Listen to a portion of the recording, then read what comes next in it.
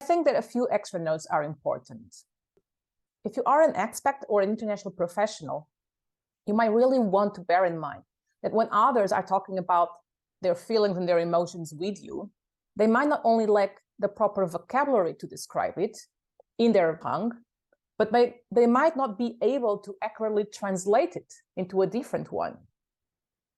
For example, if you are speaking your mother tongue, if this was English, we know that the words for being irritated, annoyed, frustrated, or just upset, they're slightly different. There's a slightly different meaning connotation in them, and they refer to somewhat different emotional states. However, when you are speaking in a foreign language, you might not understand either the difference, the nuances between these words, or you might just be unable to accurately translate them, or each of them, into that other language. So most likely you will just use the closest word that comes to mind.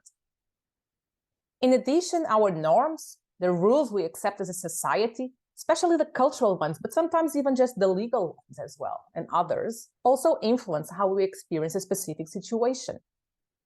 This means that what we each need to go from being just skeptical to provoked, or from inspired to thankful, could be quite different depending on our cultural context.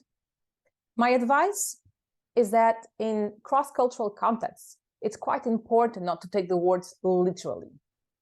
Pay more attention to the emotions and the feelings that people are trying to express, rather than the specific words that they are using. So unless you know that person is really versatile and fluent, both in the language, but also in the vocabulary of emotions, give them a little latitude for not being using exactly the most accurate terms. There are quite a few tools out there in the internet that you can look for that can help you understand your emotions, rate them, and increase your vocabulary about them. The one that I like the most is called the feelings circle, or sometimes the feelings wheel. Look for one or use the one that I'm offering you. The next time you are looking for words to express something, you can use the feelings wheel and try to move, for example, just one way of using it, from the center of the wheel where you can find the core emotions or core feelings, and try and see if you can get it more nuanced.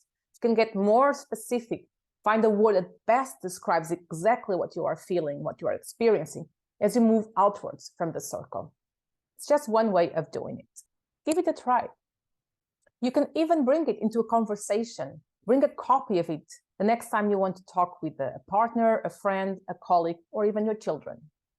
So in the end, how's your EQish going?